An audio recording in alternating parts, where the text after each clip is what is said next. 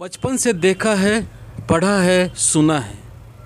जब लोगों को अपनी चीज़ें जमानी होती है तो आपके आसपास की चीज़ों को वो खराब बताने लगते हैं।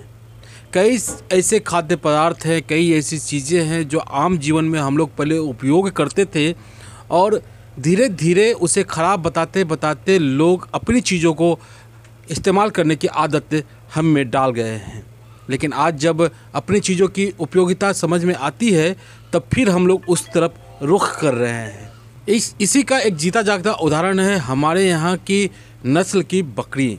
देसी नस्ल बेहतर होता है या नहीं होता है, इसकी जानकारी के लिए हमारे साथ बहुत ही अनुभवी व्यक्ति जुड़े हुए हैं। विपिन झा सर ये बताएंगे कि देसी नस्ल हमारे बिहार के लिए, हमारे बिहार के किसानों के लिए कितना उपयोगी है या नहीं है। सबसे पहले विपिन सर आपका बहुत बहुत स्वागत है। जी, आपका भी बहुत बहुत स्वागत है। सर, कई नस्ल के बीच में अपने ब्लैक बंगाल बकरी की लड़ाई चल रही है। लोग सोच नहीं पा रहे हैं, समझ नहीं पा रहे हैं कि हमारा ब्लैक बंगाल बेहतर है या फिर जो बाहरी नस्ल है वो बेहतर है। सर, थोड़ा सा इस पर से पर्दा उठाने की कृपा करें आप। बहुत ही अच्छा आपका प्रश्न है। देखिए, ना ही ब्लैक बंगाल बुरी है, ना ही बर्बरी बुरी है, ना ही सिरोही, या फिर यूँ कहें कि जितनी भी बकरियां हैं वह कोई भी बुरी नहीं है। सब अपनी अपनी उपयोगिता रखती हैं। परंतु अब सवाल यह होता है कि हमारे बिहार में उसकी कितनी उपयोगिता है जी। जिसके लिए हमारे नए युवा किसान भाई बंधु जो भी हैं इस फार्म को या इस दूसरे बाहर के नस्ल के बकरियों के फार्मिंग के पीछे दीवाना हो गए हैं। उसके पीछे हमेशा तरह तरह के वीडियो को देखते हैं, तरह तरह की चीज़ों को करते हैं। बिल्कुल अच्छी बात है, करनी चाहिए। लेकिन मैं उनसे यह गुजारिश करूंगा कि आप थोड़ी इसके बारे में जानकारी प्राप्त कर लें। हो सके तो सर्वप्रथम अपने बिहार में जो चीज़ पहले से सदियों से आ रही है उससे ऊपर वह नहीं होगा। अब आप मुझे एक बात बताएं कि आपके गांव और समाज में दूसरे राज्य से व्यक्ति आकर के घर बना कर के बसें तो उनको वहाँ पर उस ज़मीन पर शूट करने में कितना वक्त लगेगा और आपको उनसे भी घुलने मिलने में कितना समय लगेगा। यही बातें आप इन पशुओं के प्रति भी आप लगाव रखें। अब आप देख लीजिए, व्यावसायिक तौर पर आर्थिक दृष्टिकोण से देखा जाए तो हमारे यहाँ पर जो स्थानीय नस्ल की बकरियां हैं, इन बकरियों को आप पालन करेंगे तो उसमें अत्यधिक लाभान्वित होंगे।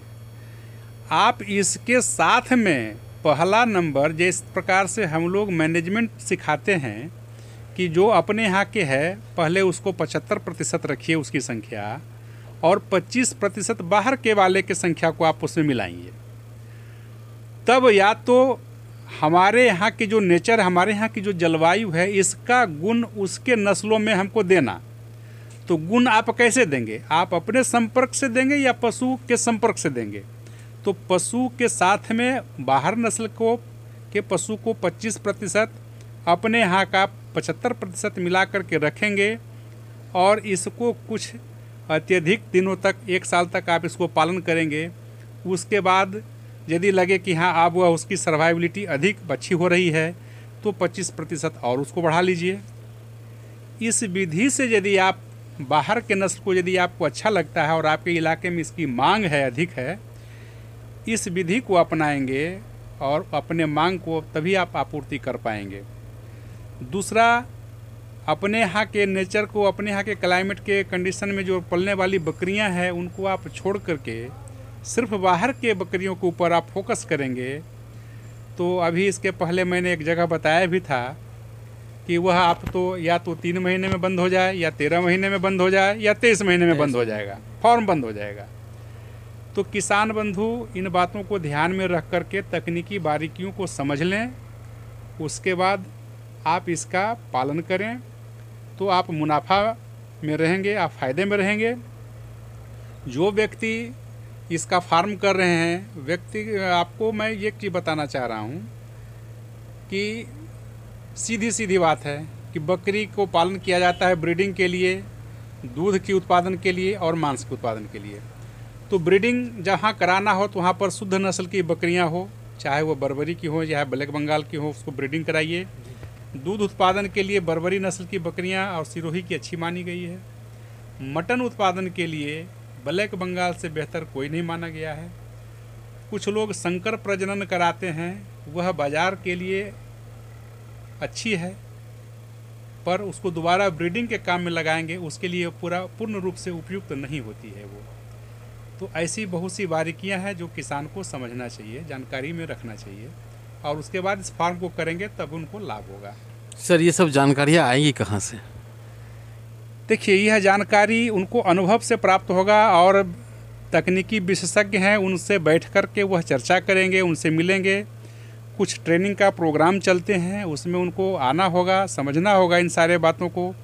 कुछ उनके मन में जो जिज्ञासाएं हैं उसको वह प्रश्न नोट करके लेकर आएंगे और विशेषज्ञों के बीच में बैठ करके वह इसका विचार विमर्श करेंगे, तभी आएगा, तभी संभव है। बिल्कुल सही सर। सर एक चीज़ बताइए, मतलब सर्वोपरि सभी को श्रेष्ठ आपने बताया और अपने बिहार के लिए सर्वश्रेष्ठ ब्लैक बंगाल जी, अति उत्तम। जी।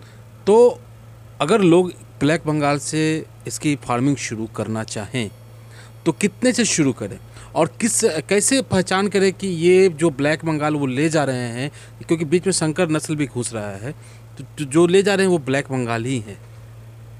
देखिए, ब्लैक बंगाल पूर्ण जो प्योरिटी है उसमें अब वैसी संख्या की बकरियां काफ़ी कम हो गई है।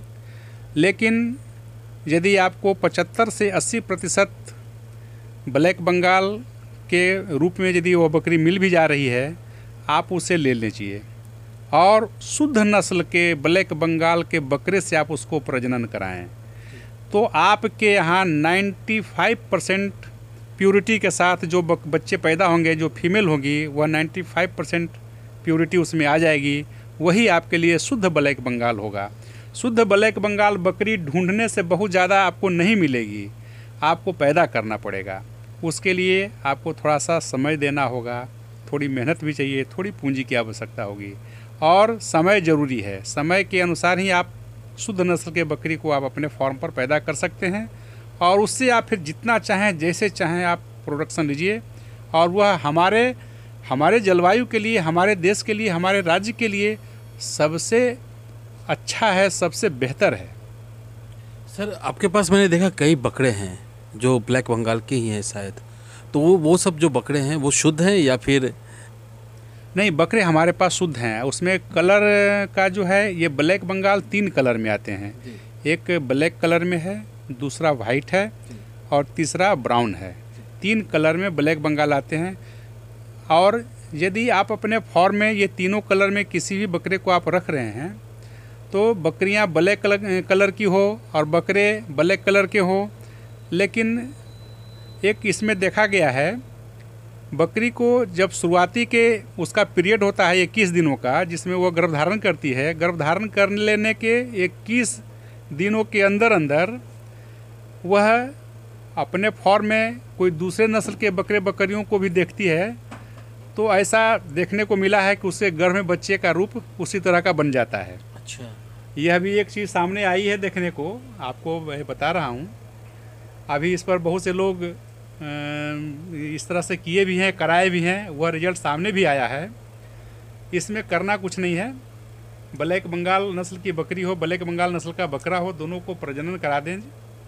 प्रजनन कराने के 21 दिनों के अंदर अंदर, वैसे तो आप कहा गया है कि आप 1 सप्ताह के अंदर अंदर किसी अन्य नस्ल के बकरे को, बकरियों को दिखाते हैं उसको, तो उसके बकरे की छवि वो अपने बच्चों में वो ग्रहण कर लेती है, गर्भ में। ऐसा आ गया है।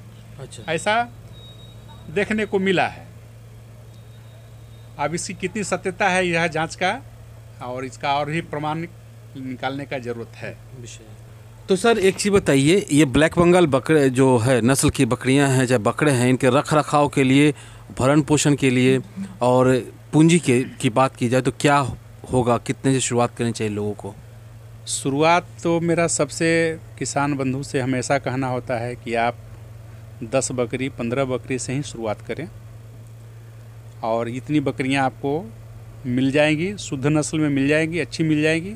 थोड़ा सा समय देंगे तो मिल जाएगी, अब मेहनत करेंगे तो मिल जाएगी। सिंपल सा फंडा है दोस्त, अगर आप फार्मिंग के क्षेत्र में आना चाहते हैं तो आपके सहयोग के लिए कई लोग खड़े हैं, सर भी खड़े हैं। जब भी जरूरत होगा इनका नंबर डिस्प्ले हो रहा है, आप इनसे संपर्क कर सकते हैं। दूसरी बात, जब आप काम कर रहे हैं, फार्मिंग करेंगे, 2-2.5 लाख रुपया आप पूंजी लगाएंगे तो आपके गाढ़े पसीने की कमाई होगी वो, और कोई काम कर रहे हैं तो उस काम को ड्रॉप करके करने की जरूरत नहीं है। पहले इस काम को शुरू करें, पैसा लगाएं, इस्टेब्लिश कर ले, 1-1.5 साल 2 साल में ये इस्टेब्लिश हो जाएगा, तब आप निर्णय लें कि आपको काम छोड़ना चाहिए या नहीं छोड़ना चाहिए। काम छोड़ करके फार्मिंग को शुरू करने की जरूरत नहीं है। आप ऐसी व्यवस्था करें कि आप मॉनिटरिंग करें और आपका फार्मिंग भी होता रहे और आपका जॉब भी होता रहे, या जो भी काम आप करते हैं वो होता रहे। बाकी आपको जानकारी देने के लिए बहुत सारे अनुभवी लोग तो हैं ही, सर हैं, किताबें हैं, इंटरनेट है, यूट्यूब है, बहुत चीज़ें हैं। तो उनसे मिलें, जो किसान काम कर रहे हैं उनसे मिलें, बात करें और अच्छा लगे तो आप काम शुरू करें।